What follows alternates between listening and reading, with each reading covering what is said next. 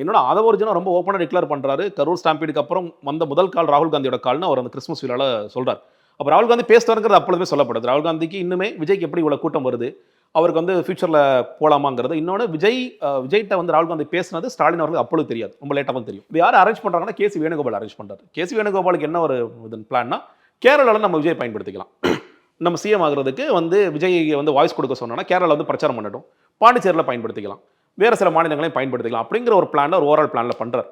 இதுல முழுக்க செல்வ பெருந்தகைக்கோ இல்ல தமிழ்நாடு நிர்வாகிகளுக்கு எல்லோருக்கும் இல்ல சீனியர்ஸா இருக்க சிதம்பரத்துக்கோ இல்ல மற்றவர்களுக்கோ பெரிய விருப்பம் இருக்குமானா இருக்காது. ஏன்னா அவங்கள பொறுத்த வரைக்கும் திமுகல இருந்தா இன்னைக்கு திமுக கொடுக்குற சீட்ஸ்ல ஸ்ட்ரைக் ரேட் பெட்டரா இருக்கும். நீங்க ஓவராலா காங்கிரஸ்க்கு எங்க சீட் கொடுத்தாலும் ஸ்ட்ரைக் ரேட் ரொம்ப மோசமா இருக்குன்னு பார்க்குறோம். அது பீகாரா இருக்கலாம் இல்ல யூபியா இருக்கலாம். எல்லா இடத்துலயும் மோசமா இருக்குன்னு சொல்றோம். இப்ப தமிழ்நாடு மட்டும் தான் ஓரளவுக்கு டீசென்ட்டா இருக்கு. நீங்க பாராளுமன்றத்திலயும் வந்து இன்னைக்கு காங்கிரஸோட குரல் ஓங்கி ஒலிக்கணும்னா திமுக ஆதரவு இல்லாம இருக்கும். ஆதரவு இல்லாம அது நடக்கவே நடக்காது.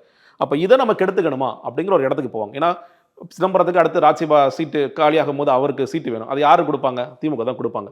வேறு சில காங்கிரஸ் நபர்கள் உள்ள போகணும், எம்பி ஆகணும், தொடர்ச்சியா எம்பியா இருக்கணும். 2029ல ஜெயிக்கிறோமோ ஜெயிக்கலையோ நம்ம வந்து ஆன்டி மோடி சென்டிமெண்ட்ல மறுபடியும் அட்லீஸ்ட் பாராளுமன்ற உறுப்பினராக ஆகணும்னா கூட நமக்கு திமுக வேணுங்கிற இடத்துல இருப்பாங்க.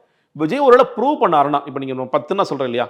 இல்ல விஜய் நீங்க சொல்ற மாதிரி 15, 20 பண்ண வச்சுக்கோங்களேன். ஆட்டோமேட்டிக்கா நடக்கும். ஓகே நம்ம திமுக தூக்கி போடுவோம்ப்பா. நம்ம விஜய 29ல வாய்ப்பு 22 வாய்ப்பு இருக்கு. நம்ம இந்தியா கூட்டணிக்குள்ள நம்ம அப்படி போலாம் அப்படிங்கிற மாதிரியான சில விஷயங்கள் நடக்கும்.